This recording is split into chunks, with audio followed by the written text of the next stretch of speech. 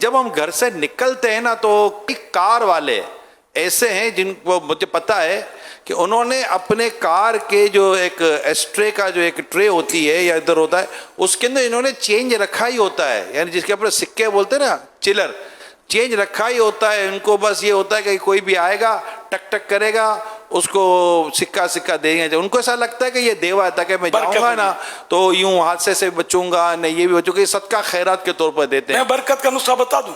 جی آپ فجر کی نماز باجماعت پڑھ کے امام صاحب ہے نا، میں صحیح بولتا ہوں، امام صاحب مؤذن صاحب یہ جنرلی مطلب غریب طبقہ ہے، کیا بات، یا مطلب درمیانہ طبقہ، یہ پارٹیاں نہیں ہوتی. وہ بہت بڑا خطیب اعظم ہو اور زوردار خطاب کرتا اور اس کو کچھ ٹھیک ہے حساب کتاب ہو، جنرلی آپ مسجد میں فجر کی جماعت پڑھیں، برکت چاہیے آپ کو. 20-30 جو بھی اللہ نے دیے نا، لوگ نہ دیکھیں اس طرح. امام صاحب کو دیتے ہیں 10 روپے، مؤذن صاحب کو دیتے ہیں 10 روپے، خادم صاحب کو دیتے ہیں. برکت نہ ہو تو مجھے بولنا. ان کی دعائیں لیں، یہ آپ کو نمازیں پڑھاتے ہیں، یہ لوگ آپ کو دین سکھاتے ہیں. آپ کے جنازے انہوں نے پڑھانے ہیں، وہ بھکاری نہیں پڑھائے گا. کیا بھکاری آپ کا جنازہ پڑھے گا بھی نہیں، وہ انتظار کرے گا کہ سب نماز ختم کریں تو پھر میں کچھ کروں. تو اس لیے مطلب برکت چاہیے تو پروفیشن جو بھکاری ہیں جو مانگنے کے عادی ہیں ان کو دینا بھی، جس کو پتا ہو کہ بھی پروفیشنل ہے تو اس کو دینا بھی جائز نہیں ہے. اس کی مدد ہے گناہ میں تو نہ دیا جائے. کوئی نہیں دے گا تو یہ جھک مار کے محنت مزدوری کریں گے.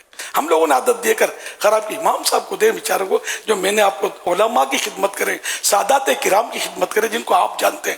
محلے میں کوئی غریب آدمی یا آپ کا عزیز رشتہ دار غریب آدمی ہے، کوئی آپ کو پتہ ہے روزانہ اس کو دکان جانے سے پہلے 100 روپے بھجوا دیں. آپ دیکھو برکت نہ ہو تو میرے سے پیسے لے لینا یار. غریبوں کی اور ہمدردیاں کر رہا ہوں، علماء کی، ائمہ کرام کی. لیکن ہمارے پیسے جو نا یار یہ غلط وے پر ضائع ہو رہے ہوتے ہیں بعض اوقات. اس کو روک کر اچھی جگہ لگاؤ. دین کا فائدہ ہوگا، دنیا کا فائدہ ہوگا، آخرت کا فائدہ ہوگا، اللہ راضی ہوگا، اس کے حبیب راضی ہوں گے صلی اللہ تعالی علیہ وآلہ وسلم.